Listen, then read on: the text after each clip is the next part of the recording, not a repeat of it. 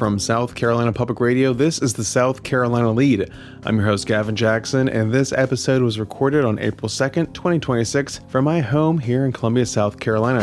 Yes, like COVID times. Wow. On this episode of The Lede, we look at the first SCGOP debate that took place on April 1st in Newberry. We have highlights from the debate as well as post-debate interviews from 3 of the 4 candidates. I also caught up with SCGOP Chairman Drew McKissick before the candidates took the stage. Now I'll let you know that this is a dedicated SC 2026 debate pod. 2026 watch. There is no wind down because AT is out for some family issues. I'm sorry, what? Don't worry, it's just a little COVID with the family. Everyone is good. Phew. Also, next week, we're bringing you spring break episodes on electricity. So stay tuned, stay connected. You can also stay connected by checking out the State House Gavel at scetv.org/thegavel, where Tuesday through Friday, my own Schechter and myself bring you recaps, previews, big and small State House moments, meeting schedule highlights, photos, videos, and more. And we want to incorporate you into the pod. Give us a shout, 803-563-7169. Let's fill up the hopper so when we come back from our little spring break and little family vacation, we have some things to talk about in the wind down section. 803-563-7169.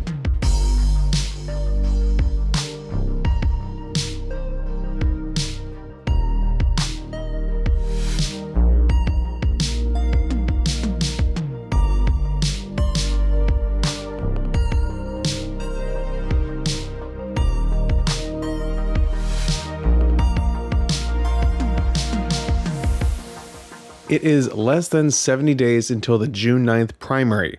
Filing closed on Monday. 7 Republican candidates are vying for the party's nomination. 4 appeared on stage together for the first time Wednesday night, and the gloves stayed on. In fact, it was a quick 1 hour at the Newberry Opera House where some 400 people were in attendance. Many at times were hooting and hollering at whatever their favorite candidate said in the 45 seconds they had to answer questions from a panel of 4 questioners. Aside from opening and closing statements, topics ranged from addressing growth and gun safety measures to the war in Iran and where to cut government, something all the candidates who have each been in office for years agree on. In fact, there isn't much light between the candidates' policies, many that focus on audits, rooting out corruption, being tough on crime, and criminal sentencing. The debate was moderated by Justin Doherty of Fox Carolina News, along with Edward Earwood, Executive Director of the South Carolina Association of Christian Schools, Judy Gatson of WS10 News, and Raphael James of Live 5 WCSC. Though there were some differences between Spartanburg Senator Josh Kimbrell, 1st District Congresswoman Nancy Mace, 5th District Congressman Ralph Norman, and Attorney General Alan Wilson on gambling and casinos in the state, a question asked by Earwood. And yes, this is room audio because no, there was no malt box. And it goes Norman, Kimbrell, Wilson, and Mace in this response. I will oppose the casinos, and you need to find out who's giving money to the different candidates on this stage that are taking money from the gambling industry. I will not do that. And it's a vice that when you get casino gambling that's coming in, that wants to come in here, and I hear it was 5 votes short in the House. You get child trafficking, you get sex trafficking, you get all types of abuse. I will be opposed to that, and I will fight it. Not just in word, but I will go out and sell why it's bad. I will get law enforcement involved because they will tell you the downside of having gambling in this state, so I'm opposed to it. Look, I don't believe South Carolina should be Atlantic City, and I've actually not voted in favor of expanding where everybody can gamble online. But you have to also understand there's going to be limited opportunities in certain economically disadvantaged areas that might benefit from a resort like Bristol, Virginia has. I do not want South Carolina to be a gambling destination. I do not support being able to pull out your phone and go gamble right now. But I think every single opportunity for economic development along the I-95 corridor, where there is no opportunity right now or jobs right now, should not be discarded if we do it properly. We have to make sure there's guardrails around it. We do not need casinos in South Carolina all over the state, and I do not want to become Atlantic City or Las Vegas.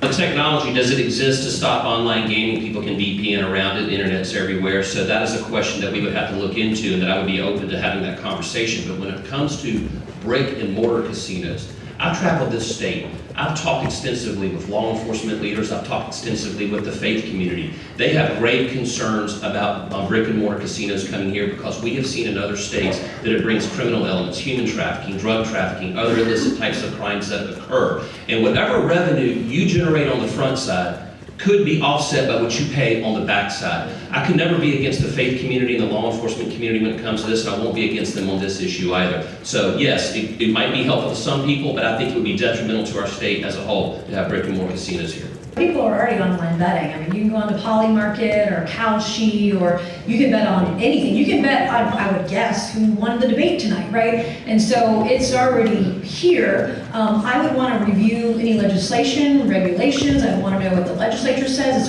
You're a republic, and they're representative of their constituencies. I'd even be open to doing a referendum. What do the people of South Carolina want? If it is a 50-50 issue, then what does the majority of people or residents in our state, what would they want, either online or brick and mortar? And here are those options versus being, one person, one say. I'd want to have everyone to have a say, because it is a controversial issue in some communities where they would never want it. And so I think it's important to listen to your constituencies. Another question was about how to handle growth and infrastructure in our state, and it starts with Wilson, then goes to Mace, Norman, and Kimbrell. Hey, you folks at home, are y'all sick and tired of sitting in traffic on the interstate? I am too. You can't put 10 pounds of potatoes in a 5-pound sack. We have to do a better job of growing our infrastructure, our crumbling roads, bridges, but also our energy grid. We can do this in innovative ways. Other states are doing things. For instance, they are using the middle lanes or monetizing that dirt between the interstates by creating express lanes that we can let our friends driving through South Carolina pay for instead of people who are driving to South Carolina. We can create easements that we can charge telecommunication companies and energy companies to charge them for the use of laying their cables along the interstates. We can privatize rest areas and derive revenue from the use of the stores and the gas stations on the sides of the interstate. There are so many things we can do that are innovative that we're not doing now. We can also reform DOT because it is hemorrhaging taxpayer dollars. I helped deliver the largest infrastructure grant in South Carolina history last year for the Port of South Carolina. Over the last 2 years, I delivered over $400 million in infrastructure dollars via grants, because I have developed a robust grant funding program and grant writer in my own office, and I want to take what I've done and do it statewide. I have expedited permitting for bridges and roads. I recently proposed expediting potholes. If you go to SCDOT's website, if you can find the right page, one of the pages is surprise broken, it goes into a black hole. And so I literally wrote a proposal that would say that SCDOT has to fill the pothole in 10 days, or tell you why, and put it on the website and list where they are in the progress of it. So it's your tax money, you have the right to know, and you also have the right to have a governor who will deliver for the entire state of South Carolina billions of dollars to infrastructure needs that we need to. Congressman, thank you very much. I believe in growth, but I believe in quality growth. You don't have just unlimited companies coming into this state. An example of a boondoggle, Scout Motors, $1.3 billion, but the nearest bid was $260 million. In the latest budget, Google, Captain Sam Spit. This legislature voted $32 billion to pay a developer to not develop property and kill. All that to say, I'm going to play an active role in recruiting quality business, but we've got a heritage to preserve in this state. And if we just let everybody in like it has been happening and give it our money, that's not the role of the state government. We have got to put it into basics, and the roads, our bridges, all are part of that, and they're abysmal right now. Back home in Spartanburg County, in Bowling Springs, the area which I live, there was a 450 housing individual homes development put on a farming road. It's a road that's designed for a tractor, and yet you had dozens of cars going down back and forth every day. The reason for that is because of the growth. I supported with Senator Tom Davis of Beaufort a bill that's in the legislature right now called concurrency legislation. It preserves private property rights. We ensure that people don't lose the right to develop or use their property as they need. But we're making sure that the growth does not outpace the infrastructure, where the roads, the schools can handle it. Because most important, I think, at least for me, is preserving the character of South Carolina, and I'd rather not pave paradise and put up the parking lots. That infrastructure grant that Mace touted came from the Federal Department of Transportation that was boosted by funding in the 2021 bipartisan infrastructure law that Mace voted against. The grant goes toward the I-526 Long Point Road interchange that will create a direct connection between Interstate 526 and the Wando Welch Terminal down there in North Charleston. Now, since the SCGOP waived certain fundraising and polling requirements, Kimbrell was able to participate and show off his oratory skills, though in a more concise manner than what's typical in the deliberative Senate. In a post-debate gaggle, he was asked about his low fundraising, low polling, and no TV advertising by reporters. We would have made the debate either way, by the way. Whenever we released the report, it would show that, and we've seen an uptick in support. Frankly, I haven't spent $1 million running TV ads yet. So the point is, I mean, a name ID is going to be a function of how much TV time you buy right now. Tonight was a great equalizer. Everybody gets to talk about their issues. You get to talk about what have you done, what will you do, and I think I made pretty clear tonight I know what I'm doing, and I've done it. Despite repeated attacks over many months from Mace directed at Wilson, the two stood side by side on the stage and at times chatted and smiled during commercial breaks. When asked about it afterwards, Mace touted her strong poll positions, which on average and depending on the polls have her slightly ahead. You want me to reveal my political strategy? Yeah. So what's the thought process? Why not go after them tonight? We're ahead in the polls, and every poll has us up. There's, I think you'll see you've seen the gloves come off for people who are fighting for second right now, and there's not a need for us to do that. I want to be very policy driven and substantive right now and show people not only what I believe in, but how I would implement it as well. And that's very important for me to stand out in that effort as well. Wilson then told reporters his strategy. Look, I don't know what her strategy was. My strategy was to come here tonight to talk to the people of South Carolina about my vision for our state, and that's what I was there to do. Also, I had a little bit of respect for the people that were up there on the stage. They actually bothered to show up. So I felt like this is an opportunity for us to be positive about our vision for the state of South Carolina, to talk about the issues that people are talking about. Obviously, you all heard affordability mentioned a lot. That is something that I'm hearing all around the state as I travel from one side of the state to the other. People are really struggling. And so how can we make government work better for them or get government out of the way when it's creating problems for them? And that's what this debate was about for me. It was about a positive vision for the state. I didn't come here tonight to attack anybody. I came here to talk positively about what I want to do as your next governor. Following the debate, Wilson's campaign declared victory as Kimbrell was talking to the press. So, of course, I had to ask him if he thought Wilson won. Look, I respect the Attorney General. I thought he did a great job, but I thought I did a pretty darn good job, too. So you're not going to bait me to attack Alan tonight. I'm not doing that. Congressman Ralph Norman did not speak with reporters in the spin room following the debate. But on stage, he reiterated a lot of his stump speech and questioned the rapid economic and population growth of the state, as you previously heard in his response. I asked Mace about this. I don't think you can do that. You can't prevent people from moving here. They're moving here for a reason. We have great weather, great food, great jobs, and that's why they're coming here. Would you want to restrict anyone from coming to the state? We can't restrict people. You can't restrict people's movements. That is a constitutional issue. You can't restrict interstate commerce either. That would be a federal issue. So, would you reject any businesses from coming in? Oh, I think it would depend on the type of businesses. So, for example, we have an issue right now with Silfab in York County that has been having chemical spills and other issues, and it's located very close to a school, and the community is up in arms there right now. I think we need to look at the kinds of businesses that we're bringing in. We have data centers we're bringing in. We should not be giving away, we should not be paying for all of their energy costs, because their costs and water, et cetera. We have data centers come in, for example, ensuring that they're paying their way, paying their fair share, and not putting that burden on citizens is going to be very important too. I think there's some things you can work with, but we can't just prevent people. They're here for a reason. And when we do cut the state income tax, there's going to be even more growth, which will be more revenue for the state. Lieutenant Governor Pamela Evett did not attend the debate, citing the cost of tickets for supporters and activists who could be heard throughout the debate. Mace again accused the party of plotting against her by scheduling the next debate in Charleston on April 21st, a congressional working day. I don't care what his excuses are. I don't care what his excuses are. There are plenty of days on the calendar when we could have had a debate not on a voting day, and he's only doing it because it's Nancy Mace and because it's a day when I have to be in Washington to vote. So I will miss votes that night if I'm going to make the debate, and I hope it's not something that's going to be extremely important for the president, because if it is, I won't be able to be there, and I want to participate in every single debate. And the party establishment did it in my hometown. That was not a mistake. That was done on purpose. SCGOP Chairman Drew McKissick dispelled Evett and Mace's concerns during an interview with me before the debate, saying the debate was free for candidates to attend and sponsorships have always been a part of party events. Meanwhile, scheduling candidates has always been difficult. Debates from conception to today are 100% free, emphasize free to our candidates, and free for everyone to watch at home, obviously.